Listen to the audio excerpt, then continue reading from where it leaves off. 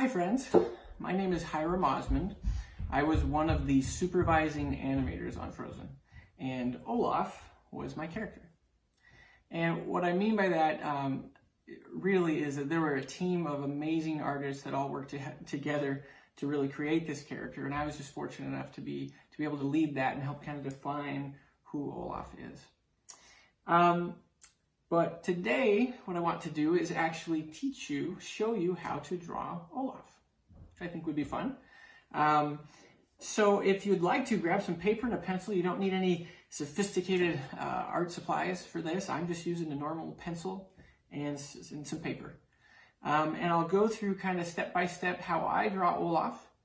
And as I do so, I'll even kind of talk a little bit about how Olaf came to be.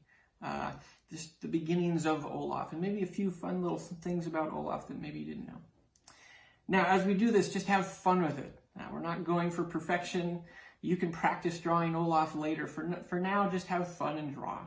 Okay? So let's move our camera to the paper, and we'll get going. Okay. So we got all set up here. The first thing I do when I draw Olaf is I start with the basic shapes of the character.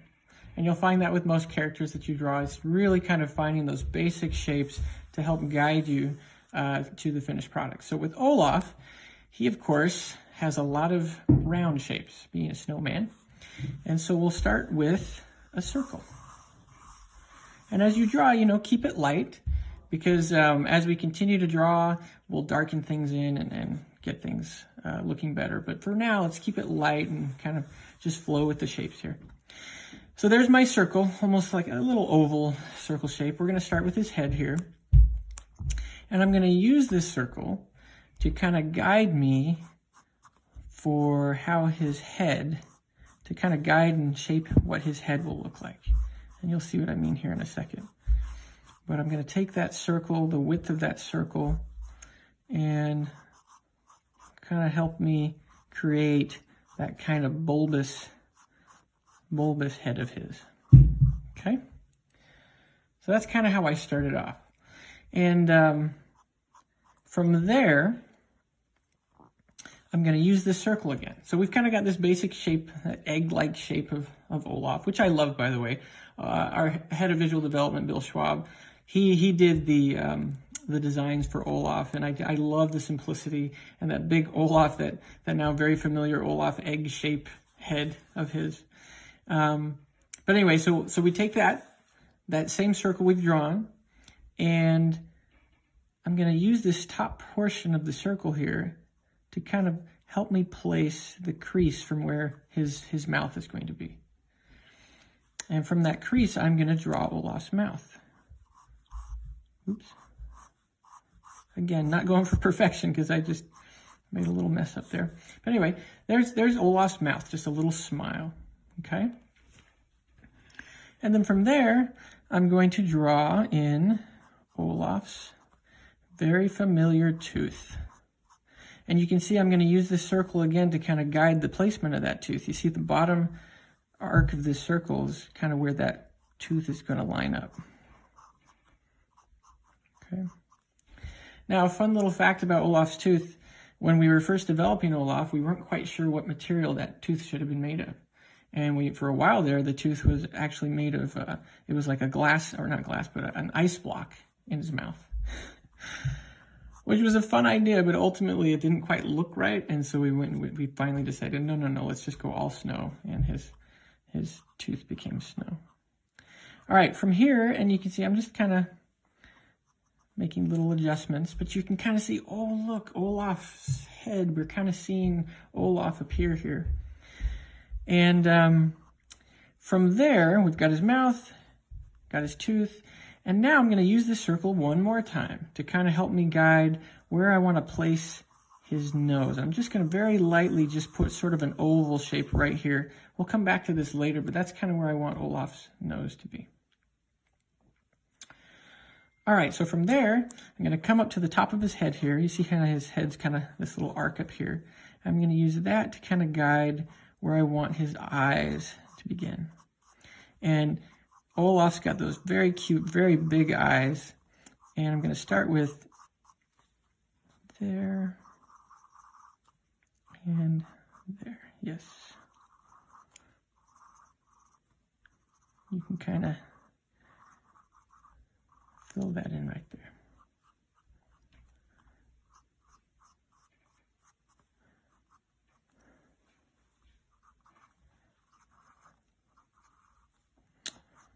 Okay, so we've got the beginnings of Olaf's eyes right there, okay? Again, we start seeing Olaf appear here.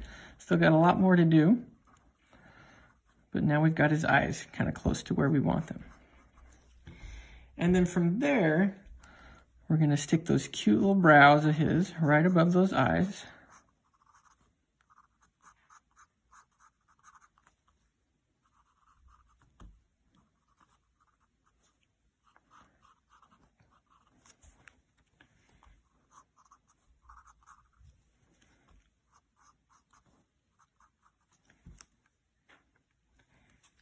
There he is.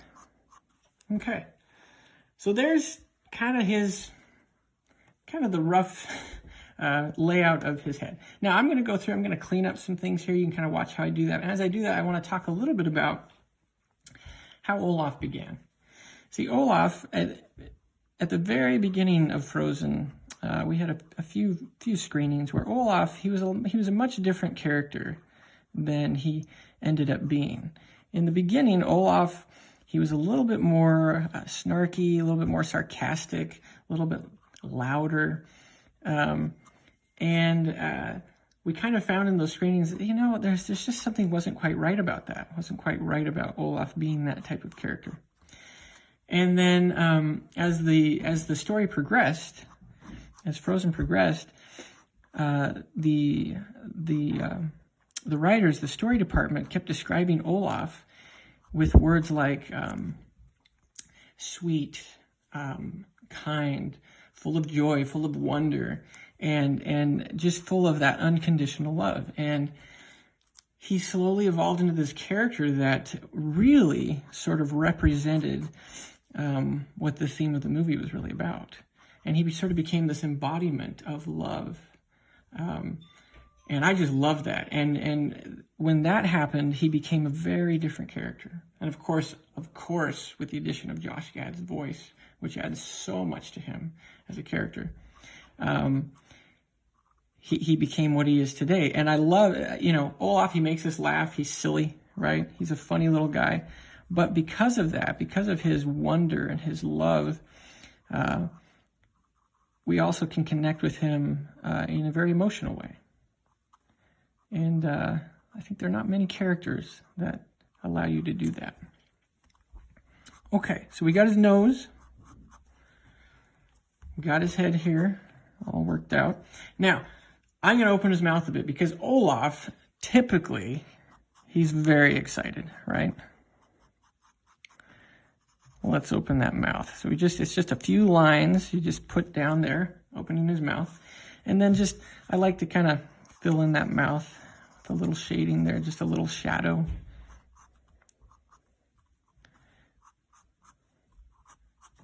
Just a smiley guy. Now, one other thing that tends to happen as we make these characters is sometimes these characters wind up looking like us. I've been told that I look like Olaf a little bit, and honestly, I feel like that's because we spend so much time kind of staring at ourselves in the mirror, looking at our mouth shapes and to kind of create the mouth shapes for these characters. And I think that probably kind of transfers over a little to the character. Okay, so there he is. There's Olaf.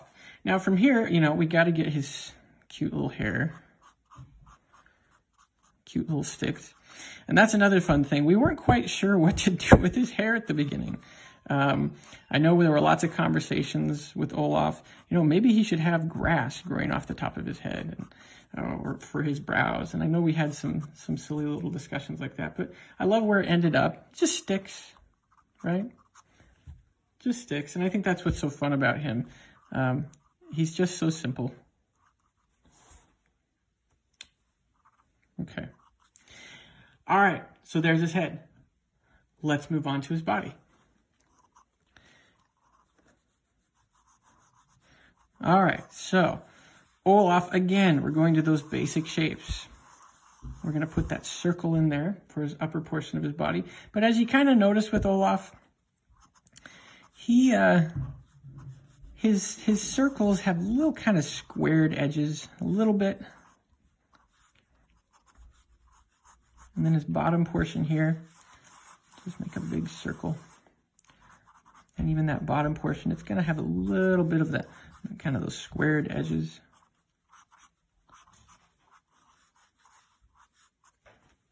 Right? And then, of course, we got to go in and put those cute little buttons, cute little pieces of coal. Now, one fun, I like to share this story, even though it embarrasses my son, but one fun little thing about Olaf is when we were trying to just, to figure out how he moves, he has a very distinct way that he moves as a character. And as again, going back, as that story department was describing Olaf and described him as full of energy and just full of wonder, sort of naive and silly and trusting.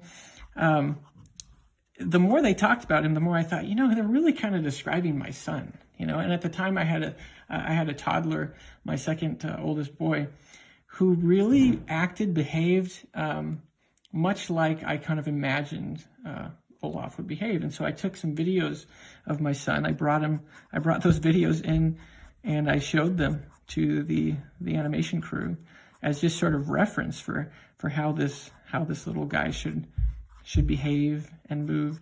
And there was always sort of a lift and an energy to the way my son would walk and run and play. And so we kind of used that as a reference to kind of define Olaf. So anyway, I always love to kind of share that. All right, so we've got his cute little feet. Let's give him a little ground here to just to stand on.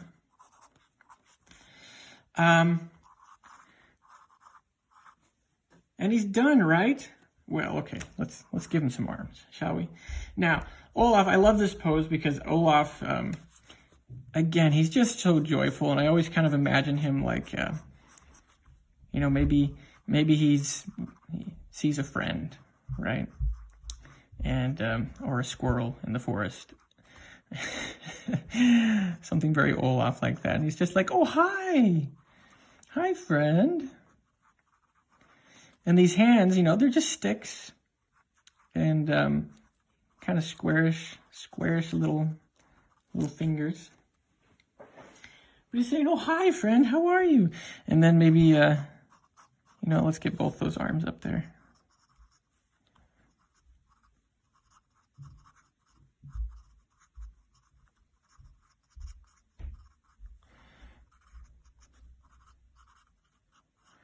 You can kind of put these little bending points in his arms. Now that's a fun thing to talk about too. So Olaf, if you notice, and maybe you did notice this, but in the movies, he doesn't bend his arms very much. He usually will keep them fairly straight. Sometimes he does bend them, and that's fine. But most of the time, he keeps them pretty straight. There's actually a reason for that. That was intentional. On the first Frozen, Wayne Unton, one of the other supervisors, had a thought. He's like, what if we kept Olaf's arms straight, almost like a toddler, kind of like a toddler does. When a toddler walks around and moves around, he's not bending his arm, or he or she's not bending his arms too much. He kind of keeps them straight, and you create kind of that sort of that toddler look. And we thought, well, if we keep Olaf's arms straight and kind of play within that limitation, he might feel a little bit more toddler-like. And so we did those tests, and wow, it was right on. And it just feels, it really makes him feel sweet and toddler-like. So that was very much intentional. Okay, so there we are. We got Olaf. It's looking good. He's so happy, isn't he? He's like, hi, friend. And then let's top this off. with a little orange nose, shall we? Cute little orange nose.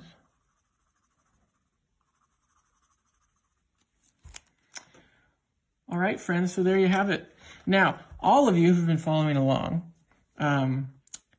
very important, you should always sign your name to your work. So I'm going to go down here, sign my name,